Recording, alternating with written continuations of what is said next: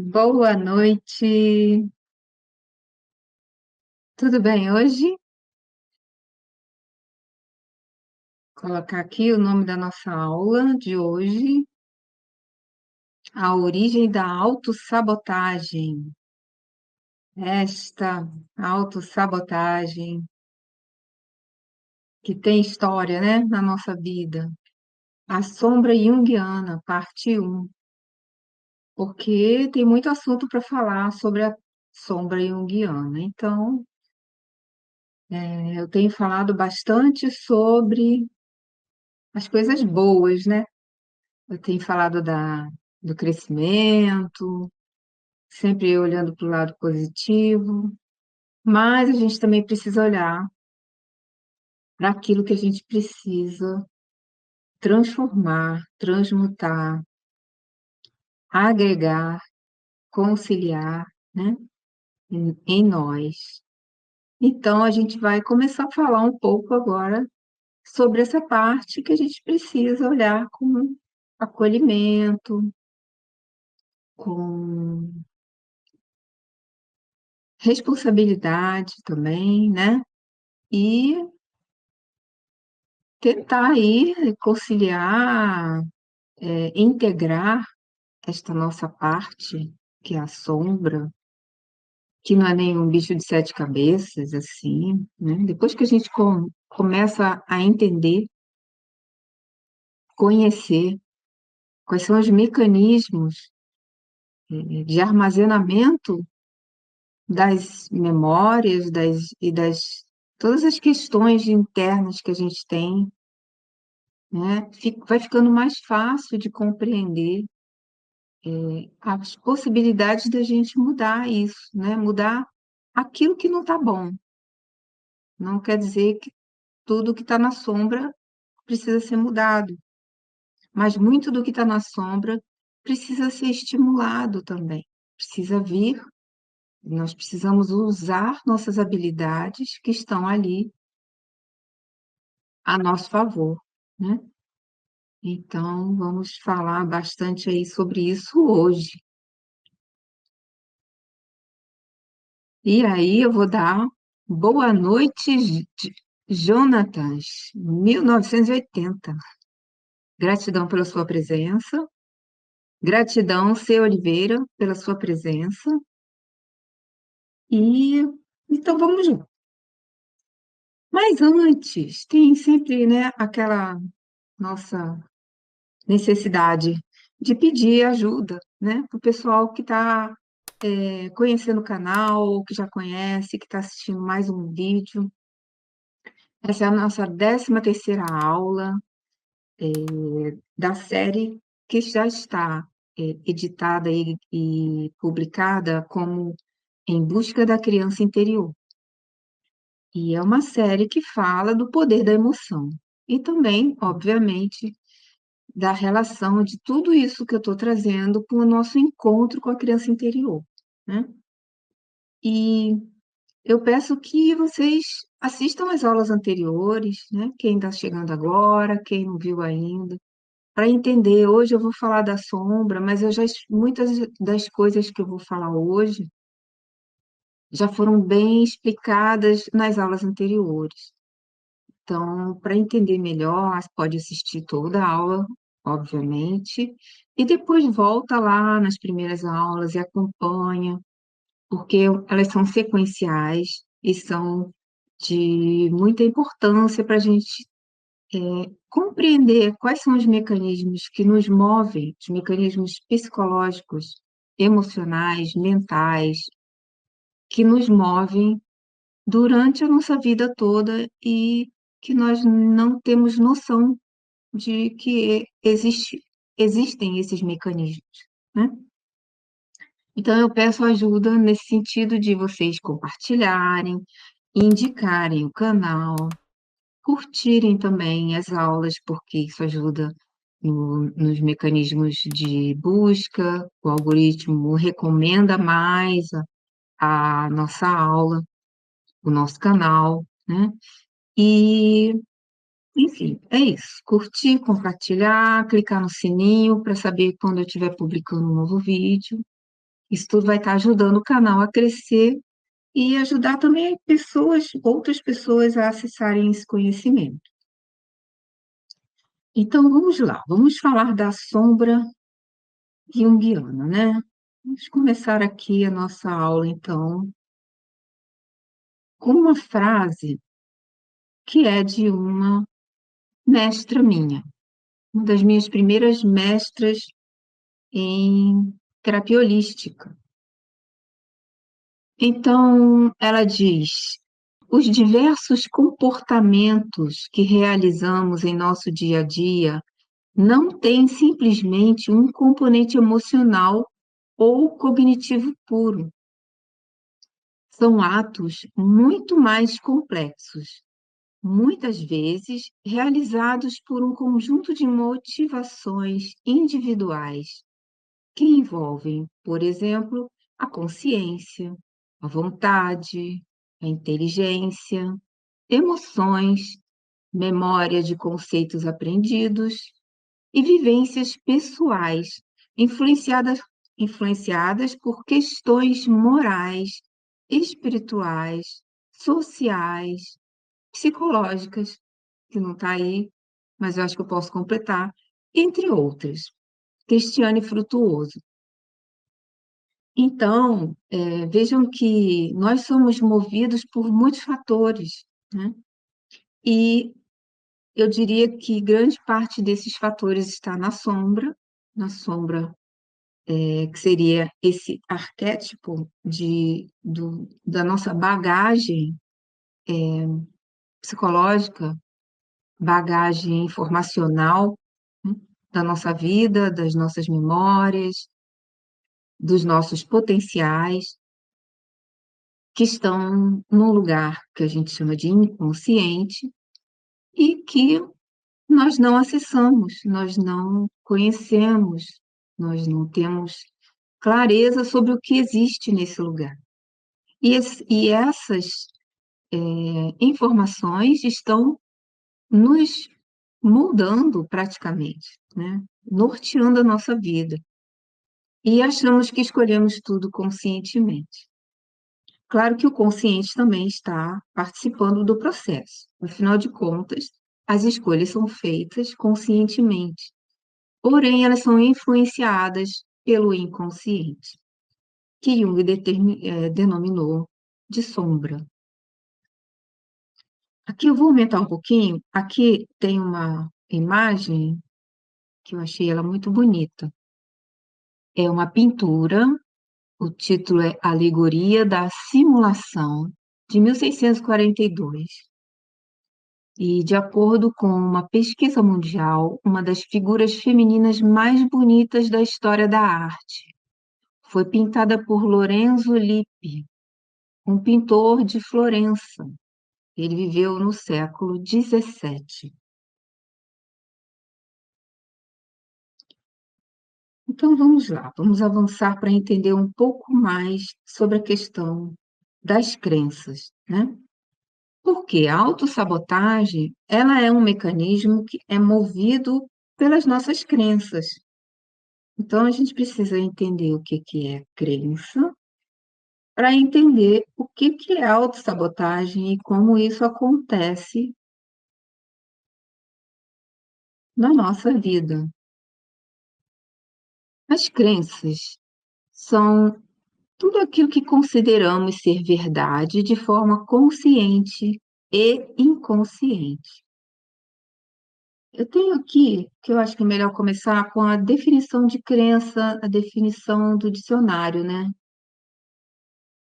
É sempre melhor a gente ver, primeiro, de uma forma mais objetiva, o que uma palavra significa, para depois aprofundar em outras conotações dessa palavra, né? Então, a crença significa uma ação de crer na verdade ou na possibilidade de alguma coisa. Fé no âmbito religioso, crença em Deus, crença nos santos, crença, enfim, religiosa, de um modo geral. Convicção íntima, Opinião que se adota com fé e convicção. Certeza. O que é alvo dessa fé, convicção ou certeza? Sua crença era a justiça. Ou o fiel tinha crença na igreja. Também é aquilo sobre o que se considera verdadeiro, crenças ideológicas, por exemplo. Então vejam que a crença é algo que nós não discutimos, né? Nós consideramos aquilo como a verdade absoluta, não é algo que a gente acostumou a considerar a verdade absoluta e não questiona. Para nós, isso que é importante aqui, para essa reflexão nessa aula, né? As crenças são determinantes de comportamento. Nós vimos nas aulas anteriores como as crenças são, que é assunto dessa aula também, como elas são enraizadas na nossa memória e que elas vão produzir emoções, reações, vão se tornar sentimentos e vão se tornar comportamento. Então, elas, dessa forma, as crenças vão determinar o nosso comportamento a partir de uma série de mecanismos que vão se acontecem em sequência e que vão gerar esses comportamentos e que nós não notamos ou não percebemos que eles estão baseados em crenças, tá? E vejam bem, até agora eu não estou dando nenhum valor à crença. Nós estamos falando apenas do que é a crença pura, sem valor, né? Ela pode ser uma boa crença ou uma crença não muito boa. Então, elas exercem influência em nossa forma de pensar, sentir, agir e reagir, como eu acabei de falar.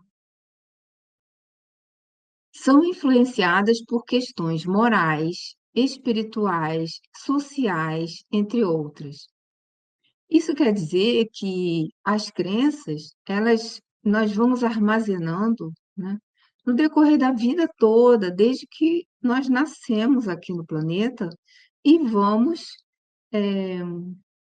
absorvendo é, experiências, né? Então, todo tipo de experiência, e sempre dentro das experiências a gente vai ter uma relação com os fatos, uma relação emocional e uma relação racional, né? A gente precisa entender, mas a gente também participa com emoções, com sensações.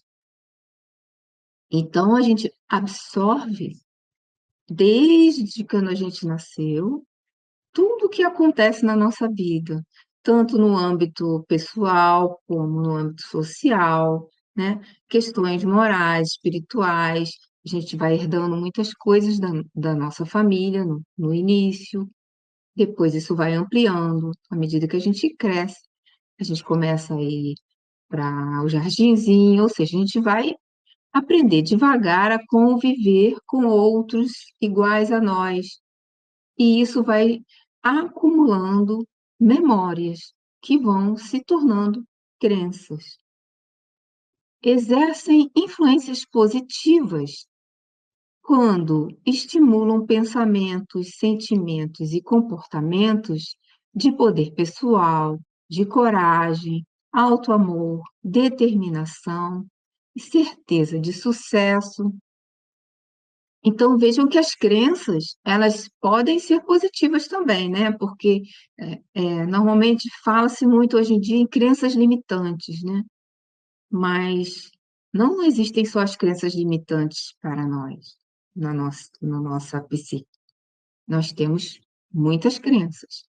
E as crenças são necessárias para nós podermos nortearmos nossa vida. Quando elas exercem influências negativas, né, elas estimulam pensamentos, sentimentos e comportamentos que geram obstáculos para o sucesso pessoal, profissional e espiritual. Então, as tais crenças limitantes vão criar esses obstáculos na nossa vida e vão trazer muitos desafios, né, para que a gente consiga superá-las e ter a vida plena que nós gostaríamos de ter, né, e melhorar a cada dia, porque, como eu tenho dito, nós estamos aqui para viver uma experiência de aprendizado e crescimento espiritual, né? E mais sobre as crenças, né, podem ser facilitadoras ou obstáculos para o desenvolvimento pessoal, profissional e espiritual. Então, então a gente vai ver agora é, a parte que, porque eu tenho falado bastante sobre arquétipos, símbolos, mitos, falei sobre ritos, né? E sempre enfatizando a questão dos estímulos que nos elevam, os estímulos que aumentam a nossa energia, que nos ajudam a crescer espiritualmente e que nos ajudam a amadurecer as nossas emoções, nossos sentimentos, né? Melhorar a percepção sobre emoções. Então, focando sempre no lado mais positivo, digamos assim, desse conhecimento sobre a consciência. Agora, a gente precisa olhar, então, para esse outro lado, né? Onde estão os obstáculos. Então, as crenças limitantes, como a gente fala, ou disfuncionais, elas causam alguns obstáculos, muitos obstáculos, na verdade. Dois dos obstáculos que nós vamos trabalhar hoje são os gatilhos emocionais e os loopings de emoções.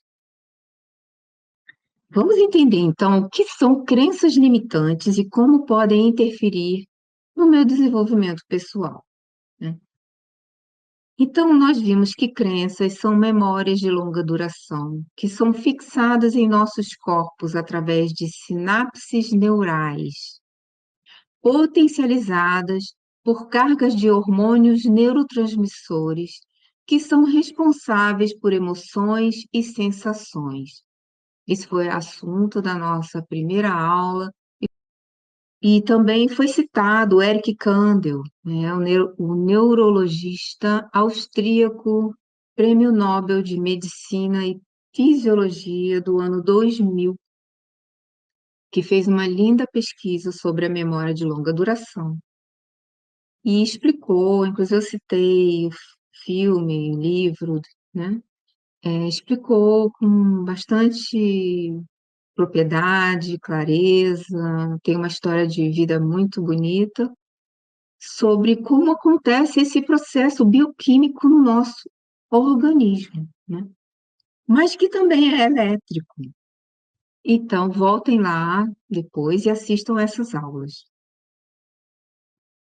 As crenças limitantes ou disfuncionais são hábitos de pensamentos inconscientes que não condizem com nossa natureza essencial.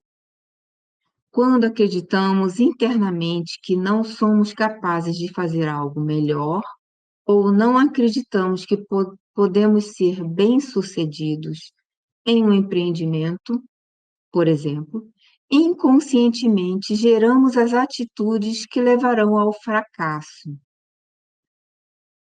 Então, por aqui a gente já começa a perceber que as crenças limitantes não são crenças que nós sabemos que existem, né? Elas estão no inconsciente e estão inacessíveis.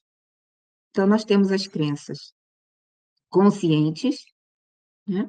Aquilo que a gente sabe que acredita, e temos as crenças que estão enraizadas na nossa memória de longa duração, através de sinapses neurais que registraram essas memórias, e junto com essas memórias, Existe reações associadas, né?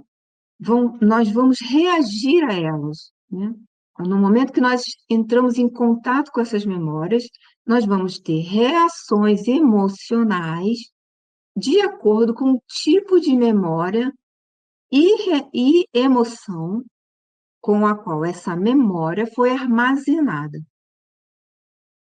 Então, se nós tivermos memórias que nos causaram medo e nós guardamos essa memória com esse fator medo, é um fator hormonal que provoca esse, esse é um hormônio neurotransmissor que provoca, ele fabrica, né, o neurotransmissor para o medo, para nós sentirmos esse medo. Então, essa memória vai gerar uma crença inconsciente, porque a nossa reação, ela vem em forma, não só em forma de emoção, porque nós vimos também que com o passar do tempo, as memórias repetidas e as emoções que elas trazem vão se tornando pensamento, vão se tornando sentimento. Então, esse sentimento que vai gerar um pensamento vai ser essa memória inacessível, que nós não sabemos que está lá, no inconsciente. Elas vão estar é, influenciando as nossas escolhas, nossa forma de agir, pensar, são as nossas escolhas, né? Então, nossa maneira de enxergar o mundo, de interpretar a vida mesmo, também, não só as escolhas, mas a forma como nós nos colocamos perante a vida e como a vida é, se mostra para nós. Porque nós vamos, no final da história, perceber na vida e enxergar aquilo que nós consideramos verdade, não aquilo que realmente é. Existe um mecanismo na nossa psique chamado projeção. Nós projetamos o que temos em nós em tudo que está em volta de nós. Esse é um mecanismo muito comum. A gente faz isso o tempo todo. Nós interpretamos o exterior a partir daquilo que é verdade para nós no interior, ou seja, aquilo que conhecemos e também o que não conhecemos, que está na memória. Como é que acontece essa parte aí, né? De estar na memória, eu não conheço, mas eu estou julgando o que está no exterior, ou eu estou interpretando o que está no exterior. Porque essas memórias, elas são enraizadas em nós. E o exterior vai trazer algum estímulo. Por exemplo, se você se depara com algo que você já conhece, você já tem uma memória sobre aquilo, aquele assunto ou aquele lugar, enfim, qualquer coisa que você se depare e que você precisa interpretar. Se você já conhece isso, já existe uma memória de longa duração dentro da sua psique, do seu inconsciente, sobre aquele assunto. Então, automaticamente, você vai pegar essa memória e vai usar para interpretar aquela situação. Isso é um mecanismo de projeção. Eu costumo dizer que uma pessoa consegue ver na outra aquilo que tem nela. E se ela não tem nela, ela não enxerga na outra. Isso é muito comum de ver pessoas que, por exemplo, estão em contato com uma pessoa que não tem boas intenções, digamos assim. Mas essa pessoa que está conhecendo essa outra, né, que não tem boas intenções, ou não muito boas, é uma pessoa muito bem intencionada, é uma pessoa que é altruísta, é empática, enfim, a pessoa que tem uma boa índole. E ela, ao encontrar alguém que ela não conhece, a primeira, dependendo das suas crenças também, tá? Isso não é regra. Mas a primeira tendência, digamos, a impressão que ela vai ter da outra pessoa é que ela não oferece perigo. Por quê? Porque ela própria não oferece perigo. Ela é uma pessoa bem intencionada. Então, a tendência é ela interpretar a outra como ela mesma, como sendo ela mesma, como seus próprios atributos. Esse é o mecanismo da projeção. Então, vamos continuar aqui. Também provocam incongruências internas no ser, essas crenças limitantes, né? Pois ele não considera as potencialidades essenciais que são naturalmente suas, ou seja, o ser, com essas crenças limitantes, ele acaba desconsiderando porque no momento que ele considera isto, ou algum conceito que a pessoa faz de si mesmo, que pode estar errado, pode não ser aquilo que ela realmente é. Mas se ela tem uma crença limitante, ela acaba não olhando aquele seu outro lado que tem as possibilidades que são o oposto. Muitas vezes, vamos dar um exemplo. Uma pessoa, por exemplo, que tem falsa percepção de si mesmo, que é uma crença limitante, né? Ela não se considera o potencial todo que ela é. A gente viu que a criança interior, ela tem esses potenciais latentes. Ela, a priori, já traz todos os potenciais da perfeição, mas precisam ser desenvolvidos. Então, as crenças, elas às vezes nos cegam e nos impedem de desenvolver os nossos potenciais latentes. Na maioria das vezes, elas impedem isso.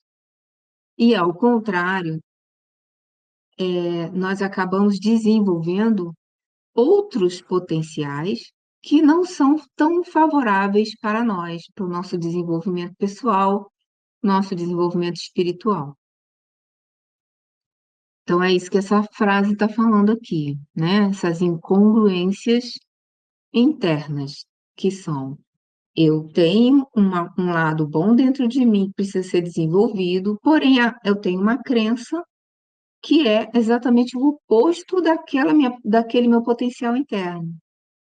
Então, nesse momento, entra em conflito, que seria a incongruência daquilo que eu acredito com aquilo que eu realmente sou, né? Criam padrões de comportamento ou condicionamentos desfavoráveis para o bem-estar. Então, essas crenças, elas normalmente não são pontuais, né? No momento que você acredita internamente, você tem uma memória. Então, na verdade, a crença é uma memória, né? Elas acabam criando esses padrões de comportamento inadequados, né? Como eu acabei de citar um exemplo, que vão prejudicar a nossa evolução, porque elas vão ser desfavoráveis, né? Vão colocar a gente em condicionamentos, porque como é uma crença, uma memória de longa duração, elas se repetem a cada estímulo. Então, a cada estímulo sobre aquele assunto, a crença retorna, né? E aí a gente vai ver a consequência disso daqui a pouco. Crenças limitantes são as causas mais sutis da autossabotagem. Então, a autossabotagem, ela é algo que A gente precisa olhar com muita atenção, com um olhar crítico, para conhecer, reconhecer, para que isso não nos paralise. Então, autossabotagem, né? A gente precisa olhar para isso, primeiro entender o que que é autossabotagem. O que que é sabotar, né? Sabotar é minar a possibilidade de algo acontecer de forma premeditada, né? Então, a gente faz alguma coisa, inventa uma desculpa e não faz ou não deixa algo acontecer, ou não faz acontecer. Autossabotagem é impedir que nós mesmos tenhamos sucesso com as nossas ações. Isso é autossabotagem. E ela é gerada por crenças limitantes e outras coisas mais. Mas hoje a gente vai ficar nas crenças, tá? Então vamos ver agora aqui. Deixa eu ver se tem mais aqui alguma coisa. Ah, se alguém aqui quiser dar uma olhada no Eric Kandel, o filme é Em Busca da Memória, a neurociência de Eric Kandel. Um documentário de 1 hora e 35 minutos que vocês vão encontrar facilmente no YouTube, tá? Só digitar esse nome. E aí, hoje eu trouxe para vocês uma historinha, adoro as histórias, né? Para falar sobre esse assunto, e é muito bom. Essa história que eu vou trazer hoje é a história da águia e a galinha. A águia e a galinha é uma história bem famosa, mas ela é uma história tão boa que é sempre bom a gente voltar, e ela é excelente para a gente falar de crenças limitantes, né? Nada como uma experiência contada dentro de uma história para a gente. Nada melhor do que isso para a gente fixar um aprendizado, né? Então, a Águia e a Galinha, ela é um conto africano que foi revelado, contado num livro por um educador e político, James Aggrey. E eu vou ler para vocês porque, apesar de que hoje em dia a moda é storytelling, né? Eu acredito, isso é bem particular, tá? Eu acredito que um conto, quando a gente consegue achar a origem, um conto original, ou uma mitologia, ou uma lenda, enfim, quanto mais próximo da origem, mais puro está o conteúdo arquetípico do conto, da lenda, do mito, enfim, né? Então, quando a gente conta do nosso jeito, a gente acaba omitindo alguma coisa ou alterando também alguma, às vezes uma palavra é suficiente para mudar o arquétipo, né? Então, eu procuro trazer sempre a leitura, exatamente por isso, tá? Então, não vai ter perigo nenhum da gente perder nada dentro do conto. E aí eu vou ler para vocês. Era uma vez um camponês que foi à floresta vizinha apanhar um pássaro para mantê-lo cativo em sua casa. Conseguiu pegar um filhote de águia, colocou-o no galinheiro junto às galinhas. Comia milho e ração, própria para galinhas. Embora a águia fosse o rei ou rainha de todos os pássaros, ela comia a ração própria para galinhas. Depois de 5 anos, este homem recebeu em sua casa a visita de um naturalista. Enquanto passeavam pelo jardim, disse o naturalista. Esse pássaro não é galinha, é uma águia. De fato, disse o camponês, é águia, mas eu a criei como galinha. Ela não é mais uma águia. Transformou-se em galinha como as outras, apesar das asas de quase 3 metros de extensão. Não, retrucou o naturalista. Ela é e sempre será uma águia, pois tem um coração de águia. Este coração a fará um dia voar às alturas. Não, não, insistiu o camponês. Ela virou galinha e jamais voará como uma águia. Então, decidiram fazer uma prova. O naturalista tomou a águia, ergueu-a bem alto e, desafiando-a, disse: já que você é de fato uma águia, já que você pertence ao céu e não à terra, então abra as suas asas e voe. A águia pousou sobre o braço estendido do naturalista. Olhava distraidamente ao redor. Viu as galinhas lá embaixo, ciscando grãos, e pulou para junto delas. O camponês comentou: eu lhe disse, ela virou uma simples galinha. Não, tornou a insistir o naturalista. Ela é uma águia e será sempre uma águia. Vamos experimentar novamente amanhã. No dia seguinte, o naturalista subiu com a águia no teto da casa. Sussurrou-lhe: águia, já que você é uma águia, abra suas asas e voe. Mas quando a águia viu lá embaixo as galinhas ciscando no chão, pulou e foi para junto delas. O camponês sorriu e voltou a falar.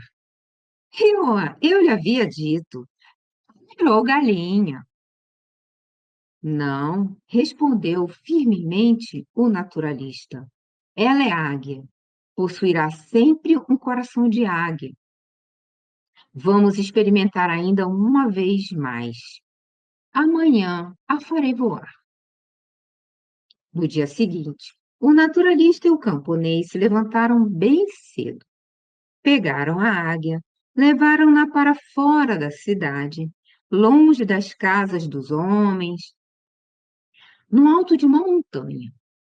O sol nascente dourava os picos das montanhas. O naturalista ergueu a águia para o alto e ordenou-lhe: águia, já que você é uma águia, já que você pertence ao céu e não à terra, abra suas asas e voe. A águia olhou ao redor. Tremia como se experimentasse nova vida, mas não voou. Então, o naturalista segurou-a firmemente, bem na direção do sol, para que seus olhos pudessem encher-se da claridade solar e da vastidão do horizonte. Nesse momento, ela abriu suas potentes asas, grasnou com o típico cau-cau das águias e ergueu-se, soberana sobre si mesma. E começou a voar para o alto, a voar cada vez mais alto. Voou, voou, até confundir-se com o azul do firmamento. E então, assim a nossa águia, porque já adotei ela, lógico, porque a águia é meu animal do meu totem, inclusive, né? E é um animal maravilhoso. Não, não que as galinhas não sejam, mas a gente tem sempre algumas preferências, né? Não é só a águia, eu também gosto dos beija-flores, né? E outros pássaros. Mas, enfim, não é o assunto desse momento. O importante para a gente ver aqui é o seguinte: vejam como a águia, que foi criada como uma galinha, né? Ela criou um condicionamento. Ela cresceu junto das galinhas como um pintinho e aprendeu tudo, o entorno, vivenciou, experienciou, foi estimulada pelos cinco sentidos a ser, porque elas também têm, né, gente? Cinco sentidos. Eu acho que tem. Bom, enfim. Deve ter, inclusive, o sexto sentido também. Aliás, esse eu tenho certeza que elas têm. Então, ela foi estimulada e ela foi guardando todas essas memórias sobre como ser. Vejam bem, não são memórias boas ou ruins, são simplesmente memórias de como ser. Então, formou a personalidade dela a partir dessas memórias que foram formadas de forma, na verdade, a personalidade dela foi formada por memórias incongruentes com a sua essência. E aí ela passou a se comportar inconscientemente como uma galinha. E quando o naturalista levou ela para o alto da casa, não adiantou, por quê? Não adiantou, ela não conseguiu entender que ela era uma águia, ela não conseguiu perceber isso. Por quê? O que que ela fez naquele momento? Quando ela estava lá no alto da casa e ele falou: Voe, você é uma águia.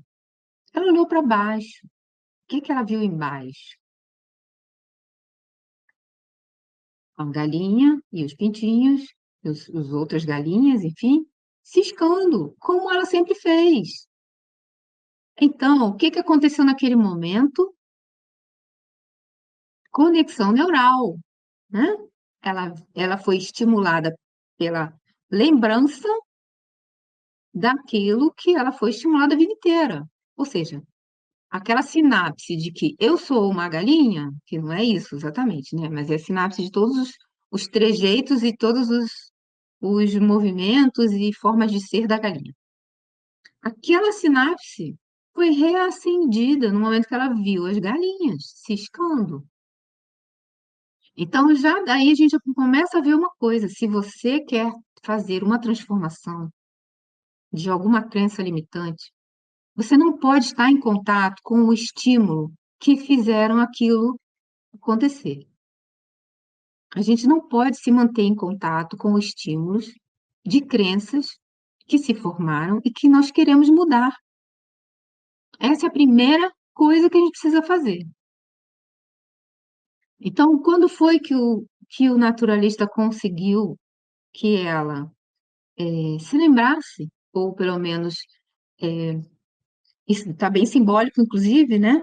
Como foi que ele fez ela perceber, digamos assim, mudar o ponto de vista? Foi literalmente isso que ela fez. Ela parou de olhar para baixo, para os estímulos incongruentes da memória incongruente e olhou para o alto. Ou seja, primeira coisa que ela fez, criou algo novo. Lembra? Crenças, sinapses, você não briga com elas. Você cria novas, cria o novo. Então, no momento que ela muda o ponto de vista, ela cria uma nova memória, porque naquele momento ali ela estava com uma emoção. Imagine que emoção que a águia estava tendo naquele momento. Ela nunca voou alto, e ela estava agora no alto no alto do penhasco, no alto da montanha. Qual será a emoção que ela estava sentindo, né? Mas ela estava muito emocionada, óbvio. Então, algo novo, que ela tinha que se lançar, ela tinha que fazer, ela tinha que experimentar. E o que que foi que aconteceu para ela finalmente abrir as asas? Aqui fala, vou ler de novo. A águia olhou ao redor, tremia como se experimentasse nova vida, mas não voou. Então, o naturalista segurou-a firmemente na direção do sol, para que seus olhos pudessem encher-se da claridade solar e da vastidão do horizonte. E foi nesse momento que ela grasnou com o típico cal-cal das águias e voou. Então, simbolicamente, a águia olhou para o sol e olhou para o horizonte. Então, o que significa aqui para a gente agora? O sol, se não é exatamente o poder superior, o sol pode estar representando o fogo interno nosso, né? No caso da águia, a sua própria centelha, mas também está relacionado com o Criador. Ou seja, precisou a águia mudar o ponto de vista e enxergar a luz e o horizonte e descobrir a questão do horizonte também é importante porque naquele momento ela viu que a vida não era só aquele quintal, galinheiro, sítio, aquele lugarzinho que ela vivia ali, né? Ela descobriu que tinha algo muito maior do que ela. Então, essa história é maravilhosa para a gente falar de crença limitante. E já está trazendo também um pouco daquilo que a gente precisa fazer, né, para mudar. No momento que a águia vê a imensidão do céu e vê o horizonte, então cai a ficha para ela, né? Que significa isso? Ela ganhou conhecimento, né? Porque ela não sabia que aquilo existia. Então, com um novo conhecimento, né, ela pôde entender, ou pelo menos criar coragem de experimentar algo novo. E foi praticamente instintivo, porque o animal tem um instinto, né? Então, ela voou porque fez lá um reconhecimento interno da sua verdadeira essência. Então, por isso, o autoconhecimento é importante para a gente olhar as nossas potencialidades. Enquanto a gente não enxerga isso, a gente acredita que tudo, essas crenças, como eu falei no início, a gente fica acreditando que tudo é verdade, absoluta, e não vê possibilidade de mudança. Então, é preciso olhar com conhecimento, e eu vou sempre falar isso, olhar com conhecimento, e por isso a gente está aqui trabalhando isso, conhecimento, olhar com conhecimento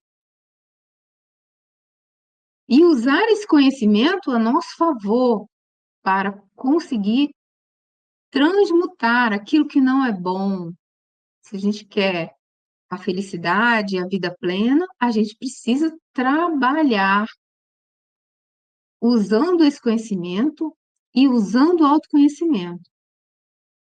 E ter um olhar mais crítico. E a primeira coisa que a gente precisa fazer é colocar a responsabilidade de tudo isso na nossa mão. Porque a gente tem uma tendência a culpar os outros. Lembra da projeção? A gente projeta o que é bom e o que não é bom também. A gente projeta no outro nossas qualidades e nossos defeitos.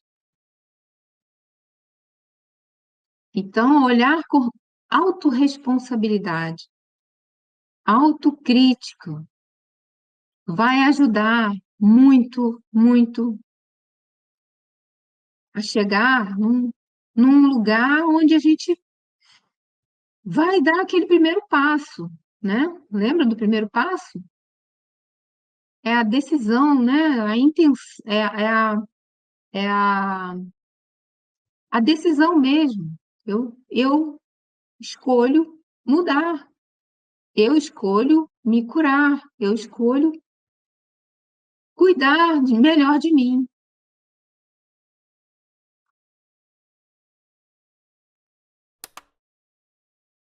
Por isso nós estamos aqui hoje, falando sobre isso. Deixa eu ver mais qual slide que eu vou ter aqui. Então, vamos falar mais um pouquinho agora sobre a autossabotagem. Autossabotagem é um comando inconsciente para o que planejamos conscientemente não dê certo ou não aconteça. Olha isso. A gente dá um comando inconsciente para tudo aquilo que a gente está planejando, que vai ser maravilhoso, não aconteça. Então, é aquilo que eu disse, né? É você sabotar, ou seja, impedir que algo aconteça propositalmente. Só que no caso da autossabotagem, essa, esse comando é inconsciente, a gente não nota. Um exemplo disso é quando a gente planeja. Bom, tem várias coisas, mas eu não gosto muito de dar exemplo com muito detalhe. Prefiro sempre falar mais de forma generalizada, mas toda vez que você planeja alguma coisa, e aí você fica ali sonhando com aquilo, mas você não dá o primeiro passo para aquilo se realizar, você fica só no sonho, você já está fazendo autossabotagem. Porque a autossabotagem vai exatamente impedir que você dê o primeiro passo. Às vezes dá o primeiro, segundo, terceiro, mas não dá o quarto. De alguma forma, em algum momento, você vai mudar de ideia, criar um outro compromisso que vai impedir que o seu tempo seja só para aquilo que você planejou. Vai arrumar um monte de desculpa, vai inventar um monte de outros compromissos e não vai fazer o que planejou. Porque lá dentro tem uma crença, que aí são as crenças limitantes e disfuncionais, que está dizendo que aquilo não vai dar certo, que aquilo não é para você, ou que você não é capaz, né? Então, a autossabotagem é um grande impedimento para a realização plena. Cultivando-se sentimentos de inferioridade e com baixo rendimento financeiro, nós perdemos qualidade de vida e, consequentemente, adoecemos.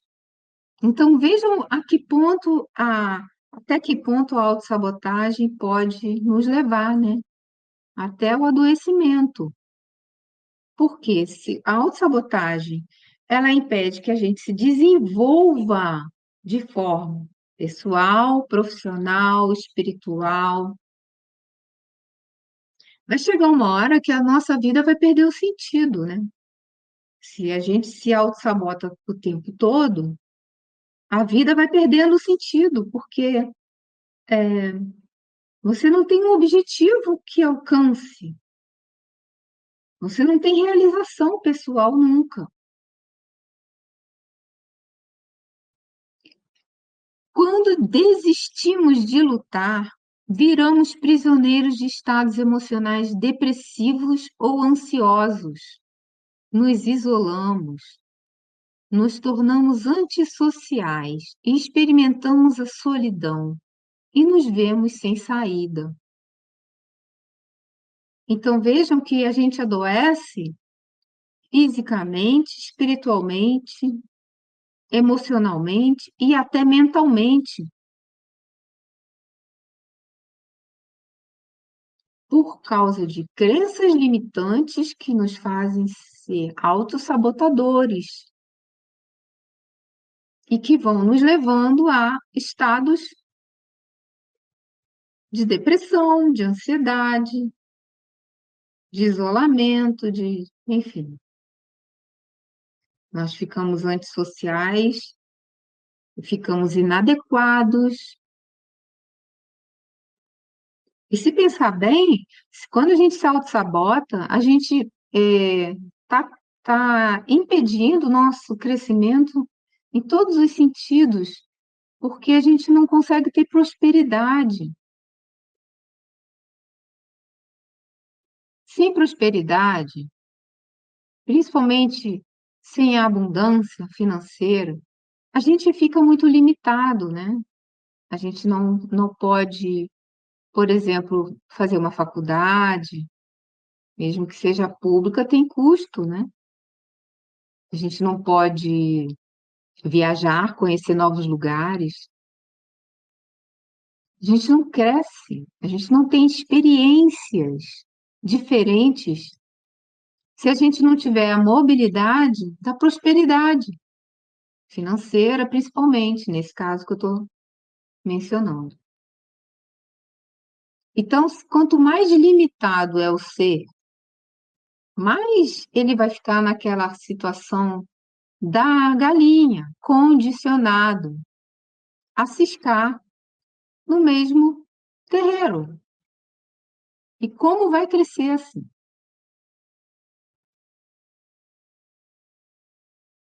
Então, é importante olhar para isso, né? No meio do turbilhão de pensamentos negativos, nos questionamos sobre onde estamos errando e por que as coisas não dão certo. Aí, nesse caso, quando a gente chega a ter esse tipo de pensamento, né, tem duas opções. Ou a pessoa vai ficar no vitimismo e vai colocar a culpa em todo mundo, porque ela não assume suas próprias culpas, ela vai ficar lá agarrada no ursinho, né? O órfão dentro da jornada junguiana, a jornada dos arquétipos junguianos, e vai ficar ali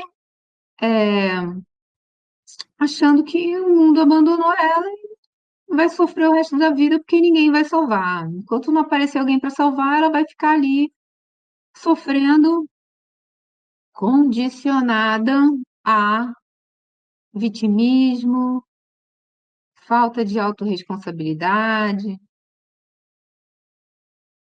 fica paralisada ali. E a outra opção é a reação, né? É tentar entender, mas por quê? Por que isso está acontecendo comigo? Por que as coisas estão dessa forma? Por que eu faço isso comigo? Normalmente a pessoa autossabotadora, ela tem baixa autoestima e ela não se ama.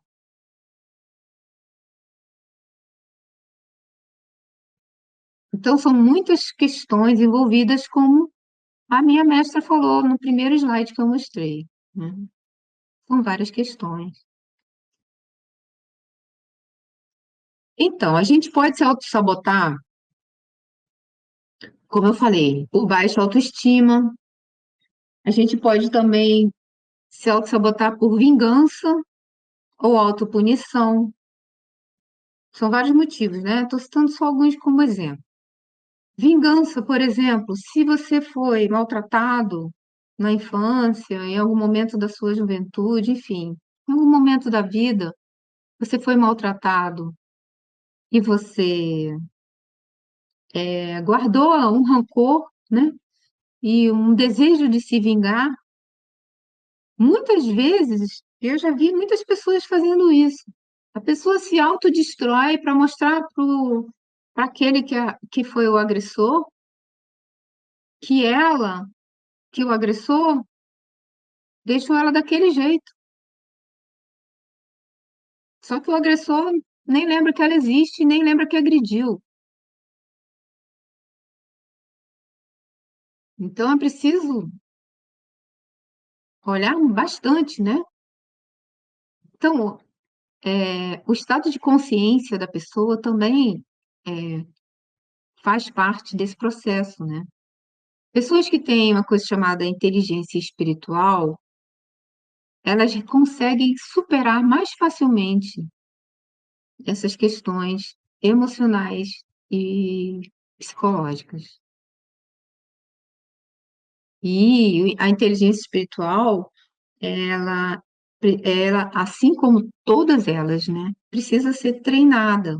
É preciso que a pessoa se dedique estudando, daí o conhecimento ser importante, estudando para poder compreender como funciona o seu lado, digamos, o seu campo espiritual, o seu campo vibracional, e como funciona o universo, né? E, enfim, questões metafísicas, para poder crescer, abrir a consciência, né? Expandir a consciência também com o aprendizado das questões espirituais. Lembra que eu falei lá na primeira aula? Nós somos seres integrais. Para que a gente seja, para que a gente tenha plenitude, é preciso que cada departamento da nossa vida esteja evoluindo junto. Então, a gente tem um departamento físico, digamos assim, que é o nosso corpo físico, o departamento emocional, departamento mental, né? E o nosso departamento espiritual.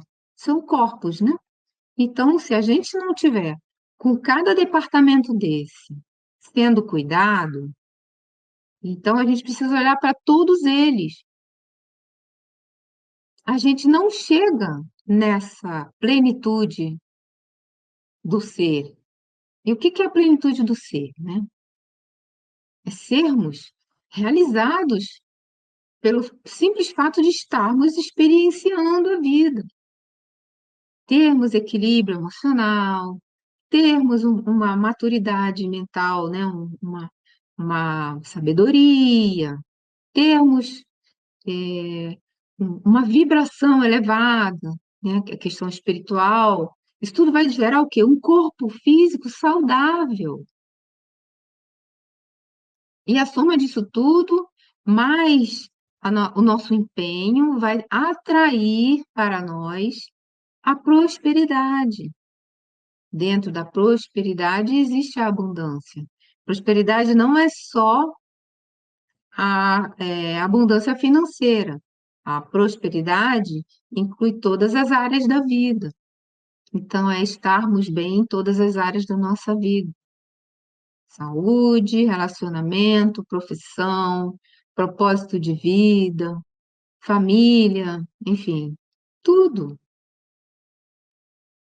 Parece utópico, né?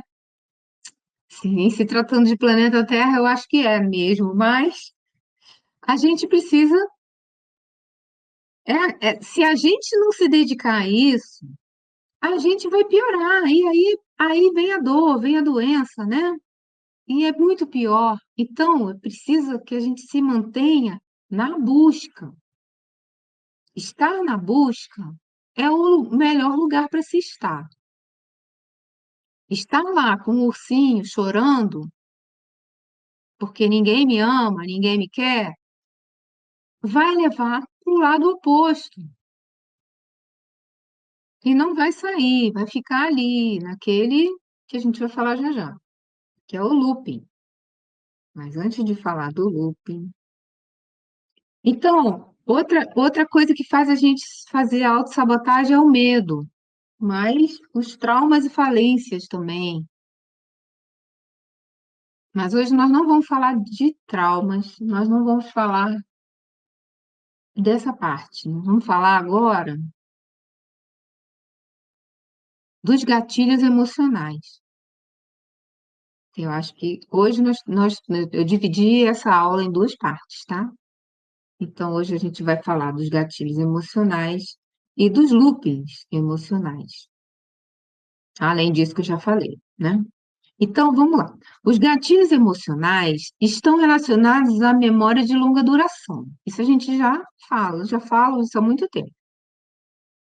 São estímulos que provocam reações condicionadas a estímulos semelhantes vividos anteriormente. Ou seja, o gatilho é um estímulo que a gente já gravou ele na memória com uma sinapse, e esse estímulo está relacionado com um estímulo anterior, que é digamos, do mesmo departamento. Eles são o mesmo estímulo, né? Então a gente gravou previamente. Então, o gatilho é quando a gente está novamente em contato com aquele estímulo que já existe em forma de sinapse, registrado na nossa memória de longa duração. O ser passa por uma experiência boa ou má e guarda na memória a emoção correspondente àquela que sentiu durante a experiência. Então, a gente lá no momento lá atrás foi estimulado, sentimos uma determinada emoção relacionada com aquela experiência e guardamos ela na memória. Quando vivencia uma nova situação similar, ou seja, uma situação parecida, o mesmo estímulo, pode ser uma vivência parecida, uma pessoa que lembra a uma pessoa da vivência anterior, um cheiro, uma música, qualquer coisa que esteja relacionado, ou que esteja parecido, ou que se repita daquela vivência anterior, né? Quando isso acontece, o cérebro dispara uma carga de hormônios neurotransmissores para produzir as mesmas emoções, que vai gerar padrões de comportamento semelhantes. Então, o cérebro vai disparar novamente os hormônios. Foi o que aconteceu com a águia quando ela olhou para as galinhas ciscando lá embaixo. O estímulo daquele condicionamento que ela viveu a vida inteira, até o naturalista aparecer. Então, é assim que funcionam os gatilhos, né? Às vezes a gente reage, né? A gente já sabe que a, a emoção, ela faz a gente reagir, né? Então, a gente reage de forma instintiva, ou como se fosse um ato reflexo, né? A gente reage. A gente não pensa, a gente reage simplesmente. Então, essa reação, ela pode deixar a gente em situações complicadas, né? E se a gente ficar reagindo, reagindo sempre, sem controle nenhum, isso pode ser prejudicial também, porque se a gente não tem controle, dependendo do estímulo e da emoção que está relacionada a ele, como, por exemplo, a raiva, isso pode deixar a gente em situações muito complicadas, que seria o caso de a pessoa tender para uma neurose, aquela pessoa agressiva, aquela pessoa que não tem paciência com ninguém. Ela é movida pela raiva, tudo irrita. Isso, por quê? Porque ela já está tão condicionada a essa emoção e a essa reação que tudo que lembra. É porque assim, você retroalimenta a sinapse. Então, se eu já estou condicionado a sentir raiva, eu passo a sentir raiva de tudo. Então, tudo vai ser estímulo para minha raiva. Então, a raiva vai fazer parte da minha forma de ser. Pode chegar a tomar conta da minha personalidade. A gente conhece pessoas assim, né? Quem não conhece?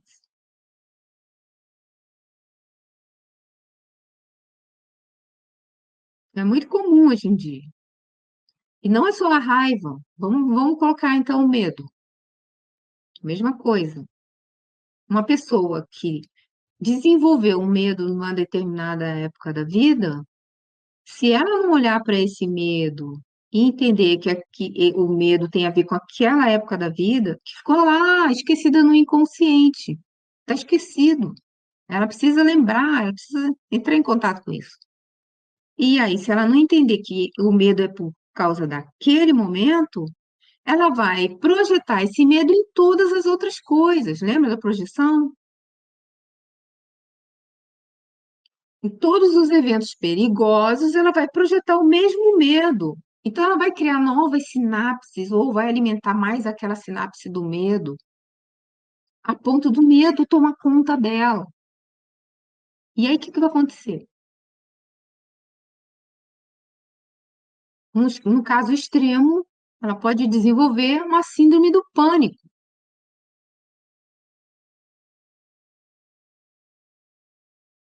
E aí não tem mais saúde, né? E como vai ter a vida plena? Como vai se desenvolver dessa maneira, né? Então, os gatilhos emocionais, eles são algo que nós ainda podemos perceber se a gente entender que aquilo é um gatilho emocional. Na hora que a gente faz o trabalho de autoconhecimento, é preciso que a gente olhe para essa questão dos gatilhos no nosso dia a dia. Porque se a gente faz um trabalho de autoconhecimento, a gente aprende a se observar, a gente aprende a se autoanalisar. Então, se a gente percebe que a gente está tendo reações constantes, se a gente percebe que a gente está tendo reações constantes sobre determinado evento ou sobre determinado estímulo, né? Mas assim, momentos. Por exemplo, eu vou num grupo e toda vez que eu estou lá naquele grupo, acontece alguma coisa que não está legal, né? Que eu saí de lá chateada, enfim. Eu tenho que observar com mais minúcia o que é que realmente está me deixando chateada naquele evento ou naquele grupo, né? E aí começar a entender por que eu estou me sentindo dessa maneira. Qual é o gatilho que está sendo ativado lá naquele instante, naquela reunião, naquele grupo? Porque no momento que eu entender isso, qual vai ser a atitude que eu devo tomar? Lembra da águia? Olhar o horizonte, olhar o novo, olhar o sol, olhar para cima, mudar o ponto de vista, se afastar do gatilho. E aí sim, a gente vai criar novas sinapses. Sempre. Precisa criar novas sinapses. Não pode lutar contra o condicionamento. Quando a gente luta contra o condicionamento, a gente está alimentando a raiz do condicionamento. É preciso criar uma nova raiz, uma nova memória, com outras emoções, para trocar a sinapse. Em vez de a gente trabalhar ou ser estimulado por uma, a gente vai para outra. Até que aquela que era, ela vai se apagando. Ela vai se apagando mesmo, porque não está sendo alimentada. E aí, quando a gente vai estar fazendo isso, né? Esses gatilhos que nós vamos tendo reações, condicionamentos de repetição, nós chegamos num lugar de looping de emoções. Os loopings de emoções. Loopings de emoções são condicionamentos emocionais repetitivos ou vícios de emoções repetidas, disparadas por gatilhos emocionais. Então, eu diria que o looping, ele é a exacerbação do gatilho, do condicionamento, porque você fica tão viciada naquele condicionamento que você recebe o gatilho e entra no looping e não consegue sair.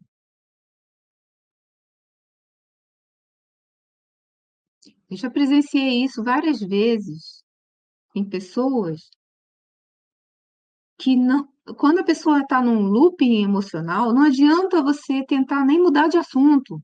Não adianta você dizer para ela, calma, calma, não é assim, vamos olhar por outro lado. Não, ela não escuta. Ela fala repetidamente. É como se ela tivesse dentro de um, não sei, ela está dentro, ela tá com um capacete repetindo aquilo dentro da cabeça dela. Reação em cadeia, né? Esse é o looping. A pessoa não controla e nem percebe mais que está reagindo automaticamente a estímulos que desencadeiam uma emoção recorrente, tais como o medo, a raiva, a inveja, sentimentos de inferioridade e outros. Imagina uma pessoa que entra num looping de medo. É uma crise, né? Ela entra em crise. Quando o ser perde o controle de suas emoções, uma crença limitante pode colocar o indivíduo em um looping de emoções. Então, tudo começa na crença. No nosso caso aqui, tá? Porque tem a questão do trauma, que a gente vai ver na próxima aula. Mas o trauma também gera crença, mas o trauma é mais complexo. Mas se a gente perceber a crença, tem aquele ditado, a gente precisa cortar o mal pela raiz, né? Se a gente perceber a crença, e só vai perceber a crença com autoconhecimento, autoanálise, conhecimento, em muitos casos precisa de ajuda, tem casos extremos que precisa regressão de memória, enfim. Quando a gente descobre a crença, a gente consegue mudar a crença. Essa é a questão. Mudar a crença. E como é que a gente vai mudar a crença? Criando um novo sistema de crenças. Por isso, o conhecimento é fundamental. Porque lembra da verdade? As verdades, a verdade é aquilo que você não questiona. Para você, quando aquilo é verdade, você não questiona mais. Mas não existe verdade absoluta. É preciso que se questione tudo.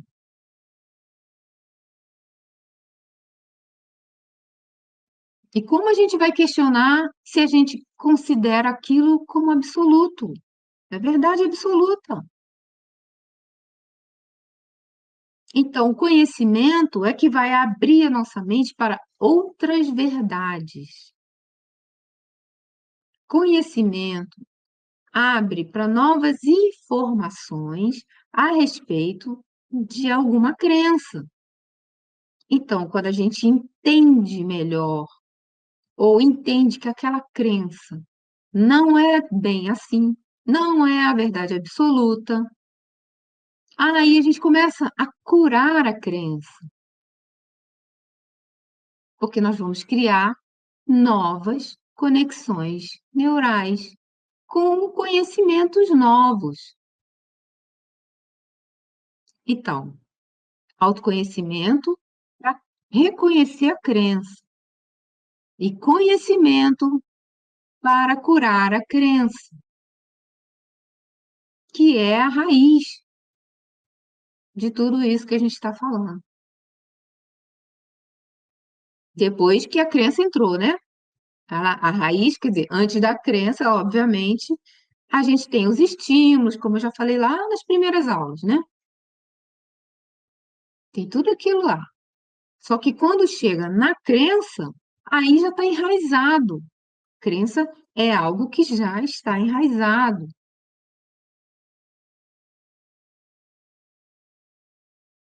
E a crença é algo que a gente não sabe que está enraizado, a gente não sabe que ela está lá. Então precisa descobrir, precisa saber. Já que ela está formando nossa personalidade, ela está interferindo no nosso comportamento, ela interfere nas nossas escolhas. Então é muito sério isso. Ah, a questão dos gatilhos. Eu separei dois exemplos aqui. Eu separei dois exemplos para falar e acabou que eu pulei. Então, mas eu falei da águia, né? Foi interessante. Mas eu vou falar rapidamente porque isso faz parte do nosso cotidiano, né? A gente não é a águia nem a galinha, então a gente vai falar de algo mais palpável, assim, mais reconhecível para nós. Um primeiro exemplo é uma pessoa que na infância ou na adolescência, né? Sofreu acidentes de carro, ou o pai era o pai ou a mãe, né? Se achavam exímios pilotos e, enfim, dirigia de forma perigosa, irresponsável e sofria pequenos acidentes. E aí, aquela pessoa, criança ou adolescente, tem uma memória, né? Gravou uma memória, obviamente, ela sentia medo, né?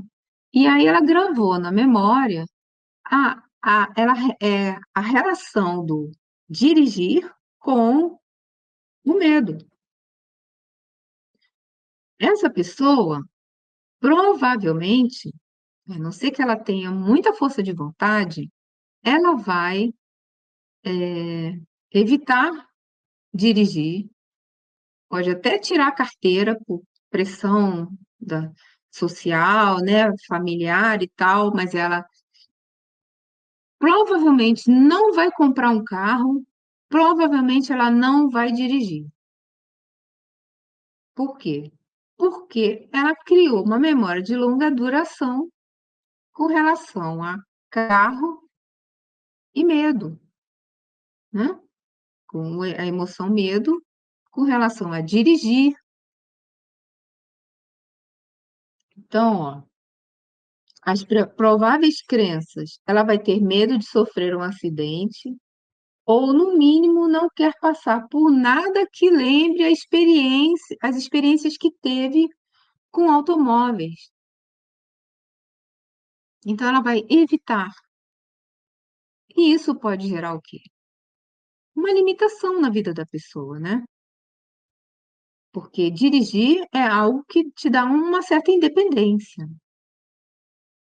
de uma certa forma. Te dá muita independência.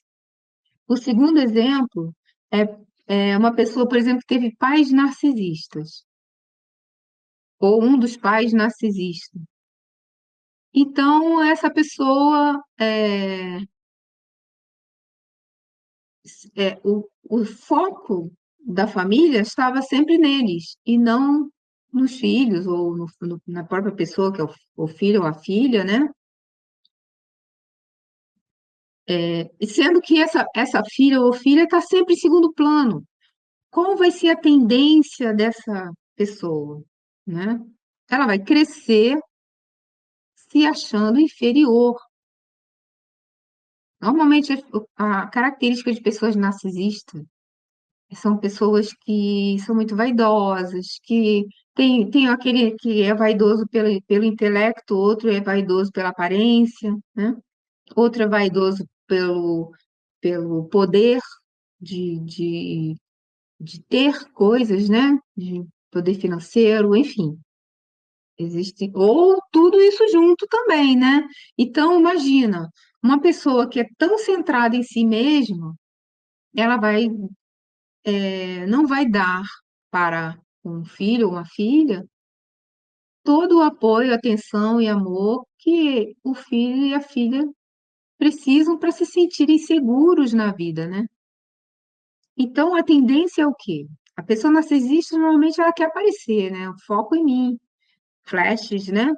Então, ela vai estar sempre em primeiro plano, e essa criança vai se acostumar, desculpa, a ser o segundo plano. Então, ela vai crescer com um complexo de inferioridade, provavelmente.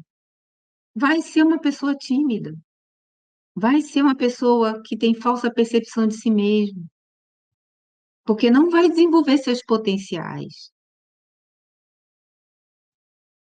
Não vai. A crença de não ser páreo, digamos assim, né? Não chegar aos pés daquele narcisista, vai fazer com que ela se sinta inferior. E é quase certo que ela vai ser uma autossabotadora ou um autossabotador. Então, são exemplos de gatilhos emocionais, né? Que, na verdade, qual o gatilho, né? O gatilho da pessoa, né? Ela vai ter uma crença de que ela é errada, que ela é feia, ela é burra, é melhor ficar calado, por isso ela vai ficar tímida, né? Ser extrovertida é desagradável, pessoa que fala demais é chata, ter uma tendência ao isolamento. Isso porque ela criou essa crença por causa esses eventos, né? O que acontece? Quanto mais, no caso desse que eu estou falando, nesses dois exemplos que eu estou citando, são exemplos de repetição, né? Estímulos de repetição. A criança que sai com a família e ele fica tenso toda vez que entra no carro porque o pai ou a mãe vai dirigir daquela forma louca. Então, é repetido, né? O estímulo está sempre retornando.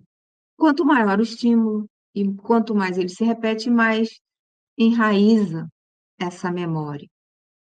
Da mesma forma que a questão dos pais. Então, toda vez que a gente descobre uma memória que é, digamos, incongruente com a nossa verdade e que está relacionada à infância, a gente já tem logo que entender que essa memória é muito forte, ela está muito enraizada. E muitas das nossas reações, ações, escolhas, pode estar sendo determinada por ela. E aí a gente acaba, o resultado, por exemplo, a gente pode se tornar uma pessoa tímida, com falta de iniciativa, com procrastinação, dificuldade de se relacionar socialmente. E principalmente dificuldade de se relacionar com pessoas que tenham alguma autoridade sobre nós. Porque os pais são essas pessoas que têm autoridade.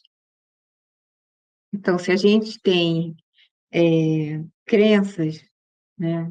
Porque a gente, o que que vai acontecer com a autoridade, né? Os nossos pais sendo autoridade e tendo essa disfuncionalidade, digamos assim, na relação da criança, do adolescente até o adulto, a própria posição de autoridade de outras pessoas, como chefe, enfim, tem vários tipos de autoridade, né?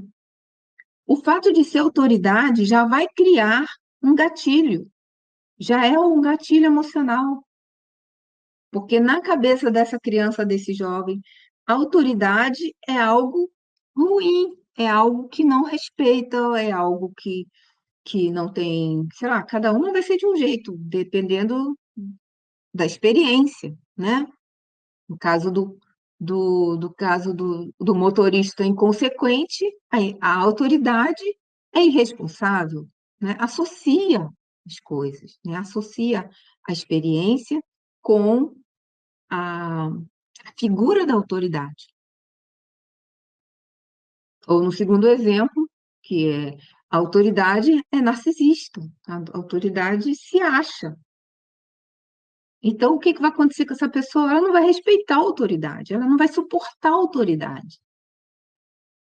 Isso vai depender também do estado consciencial da pessoa, de como essa criança se tornou, né? O estado de consciência. Entra também o fator inteligência espiritual. Isso tudo vai intensificar ou não esses gatilhos, né? Não intensificar o gatilho, mas o resultado do gatilho, né? Sim, quanto mais você valorizar isso, é a diferença entre aquele que busca e aquele que fica lá com o sim na mão, né? Aquele que fica com o sim na mão vai valorizar muito mais a, digamos, o efeito do gatilho nela vai ser muito maior do que a outra que está buscando por uma solução, buscando sua própria verdade. O que que fica, né, disso no final da história? Que é o que a gente precisa olhar com cuidado, carinho, com atenção, com amor, que nós precisamos mudar o sistema de crenças. Sem mudar o sistema de crenças, não seremos plenamente felizes.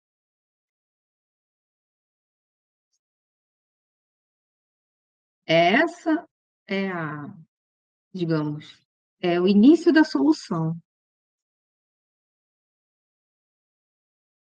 Criar novas, primeiro detectar que é que a gente precisa transmutar. Transmutar é transformar em algo melhor, né? Mas, como eu falei, não adianta querer transformar uma crença. A gente precisa criar uma nova crença.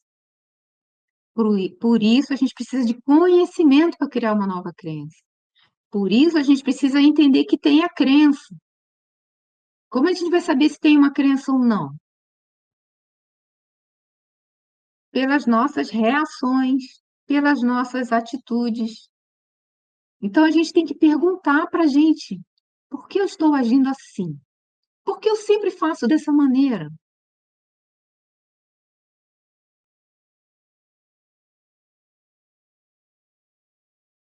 E aí a gente vai começar a ter pistas do que a gente precisa transmutar. Eu acho que tinha separado, separei um exemplo de looping também. Então, o exemplo de looping, que é bem interessante, é um casal, por exemplo, que gosta muito de discutir. Eles são viciados em discussão. Não importa o estado emocional deles no momento. Eles não discutem porque estão com raiva. Eles discutem porque precisam discutir. Vício,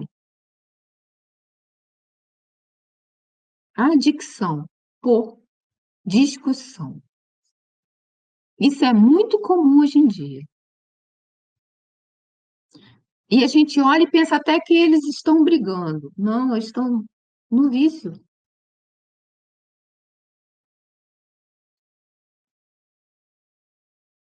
Então, dependendo do estado de consciência, se a discussão virar uma briga, porque acaba que um toca no ponto fraco do outro, ou fala uma coisa que magoa demais, pode gerar até uma tragédia, né? Por causa de vício de discussão. Tem pessoas que não conseguem conversar, tem pessoas que só conseguem brigar. Então, isso, por que eu estou falando isso? Porque dessa forma, se a gente observa isso na gente, né, ou algo parecido com um comportamento condicionado que incomoda, essa é a regra, né? Um comportamento que a gente faz sempre e que incomoda, e que talvez a gente nem perceba que incomoda, mas a gente vai acabar chegando lá, a gente, com autoconhecimento, vai acabar entendendo, conhecimento, autoconhecimento. Vai acabar entendendo que a gente está fazendo algo que não está legal. E só olha o resultado. Então, se a gente descobre, aí a gente vai trabalhar para transmutar. Então, observar nossas reações, observar nosso comportamento. E aí eu estou falando de quê? De looping, tá? Isso, o looping é quando você está repetindo, repetindo, repetindo, que pode se agravar para estados psicológicos extremos e que depois, para corrigir, fica mais difícil, né? Às vezes nem tem volta, tá? Então, era isso que eu queria trazer hoje. Como eu disse, eu dividi essa aula em duas partes. Deixa eu botar aqui o nominho da aula de novo. Acho bonitinho ele passando aqui embaixo. Vou colocar também a chamadinha para o pessoal curtir, né? Curtir, compartilhar. Então, como eu falei no início, essa é a primeira parte de duas, tá? Então, na próxima, a gente vai falar, continuar falando da sombra junguiana, falando da parte, digamos, disfuncional da sombra, né? E como que a gente pode lidar com isso? Como é que a gente precisa perceber e aprender a lidar com isso? Porque isso é a chave para a gente mudar a vida. Porque todas aquelas potencialidades maravilhosas que a gente tem, que está lá na nossa criança interior, estão esperando uma atitude nossa. Elas estão esperando que a gente olhe para isso. Acorde para a nossa potencialidade. Acorde para ela, para a criança interior, que nós somos, que nós temos, nós somos, né? E aproveitar a vida ao máximo, porque a gente está aqui para isso. A gente está aqui para ser feliz, né? A gente vive num universo abundante, onde o dono desse universo, o criador do universo, é abundante. E nós, se nós somos filhos do Criador, por que não somos abundantes também em tudo? Por que não somos prósperos? Porque nós precisamos ajustar essas nossas polaridades. Temos potencialidades, mas ao mesmo tempo temos mil questões que nos impedem de manter nosso equilíbrio, unir as nossas forças, né? Unir as forças do self, do ego, para poder crescer, para usufruir da abundância do nosso Pai Criador, né? Então, era isso que eu queria deixar hoje. Agradeço a presença de vocês que estão aí assistindo, a presença também das pessoas que estão assistindo a aula que ficou gravada. Peço que vocês, mais uma vez, ajudem o canal, compartilhando, comentando. Eu sinto que as pessoas quase não comentam. Escrevam aí, eu adoro ver quando alguém comenta. Podem dar sugestões, citar exemplos, enfim, é, colaborar para que todos possam interagir de alguma forma, trazendo também alguma sugestão, todas são bem-vindas. Na medida do possível, eu posso inserir as sugestões dentro do contexto que eu estou trazendo, né? E curte, compartilha, segue o canal, sempre, além das aulas, eu tenho também outras, outras séries para autocura, por exemplo, ativações energéticas, série para meditações guiadas, que também são para autocura. Tenho, enfim, explicações de como funcionam as terapias, né? São várias terapias que eu trabalho, arte-terapia, terapia quântica, terapia multidimensional. Isso tem explicações aí em vídeos, é só procurar no canal. Também tenho no blog vários assuntos muito interessantes para quem gosta de assunto multidimensional. Também lá tá, tem umas canalizações maravilhosas. Está sempre atualizado o meu blog, tá? E, enfim, é, convido vocês a conhecerem o site da Pazar, pazar.com.br. É um site que eu tenho já há algum tempo, eu tenho muito carinho por ele. É a minha casa na internet e pode ser a sua também. E lá no site, eu vou deixar aqui uma dica também, tem uma página que se chama Bliss, Bliss. É uma página que tem uma playlist do YouTube, fica dentro da página, e com mais de 100 músicas, que eu chamo de músicas divinas. São músicas para elevar a vibração. Então, é, você pode ficar o dia inteiro ouvindo a playlist e ela não termina. São muitas músicas, não estou exagerando, não é o dia inteiro, mas assim, horas ouvindo a playlist que é maravilhosa e tem música de vários estilos, de vários lugares do mundo. E não são músicas, não é meditação, são músicas mesmo, são músicas com vibração elevada para deixar o dia melhor, né? O cotidiano mais harmonioso, a energia do lugar onde você estiver e a sua mesmo também elevada, tá bom? Isso vai colaborar para o seu estado emocional ser harmonioso, né? E aí atrair as melhores coisas para a vida, tá bom? Então, eu vou dar boa noite para vocês. Boa noite. Ah, gratidão, Maria Dalva, gratidão. Boa noite, Maria Goulart. Feliz Dia dos Namorados para vocês também. Ah, adorei. Gratidão.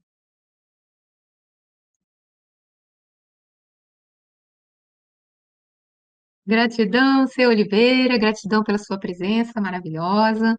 Gratidão, espero ter sido contribuição positiva na vida de vocês.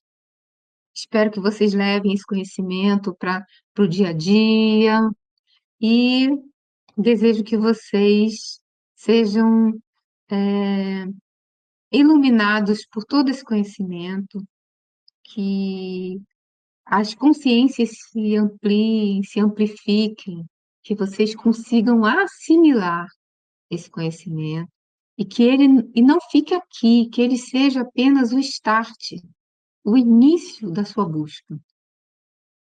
Cada vídeo desse, ele é uma provocação para você começar a buscar esse conhecimento e o autoconhecimento.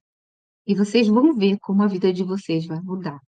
Eu posso falar isso com propriedade, tá bom? Então, gratidão, amor e luz, namastê. E ótima semana e ótimos estudos. E até a próxima aula.